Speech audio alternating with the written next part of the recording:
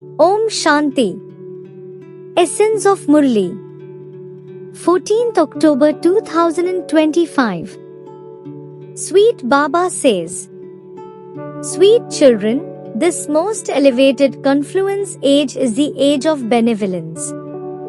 Only in this age does transformation take place. This is the age when you change from the most degraded human beings to the most elevated ones. Question. By thinking or speaking of which particular things, can you never make any progress on the path of this knowledge? Answer. If it's in the drama, I'll make effort. I'll do it if the drama inspires me. Those who think or speak in this way can never make progress. It is wrong to say this. You know that it's also fixed in the drama for you to make effort now. You do have to make effort. Song is. This is the story of the flame and the storm. Essence for Dharana. Number 1. Keep the essence of this study in your intellect and attain your Karmatit stage by staying on the pilgrimage of remembrance. In order to become elevated and worthy of worship, become a full helper of the Father. Number 2. You have received the understanding from the true Father of what is right and what is wrong.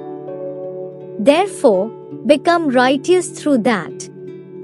Liberate yourself from a life of bondage and claim your inheritance of liberation and liberation in life.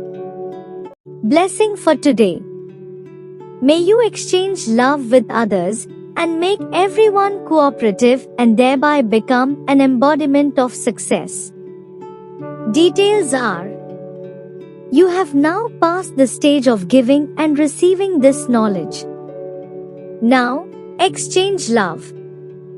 Whoever comes in front of you, whoever has a relationship with you, give them love and receive love from them.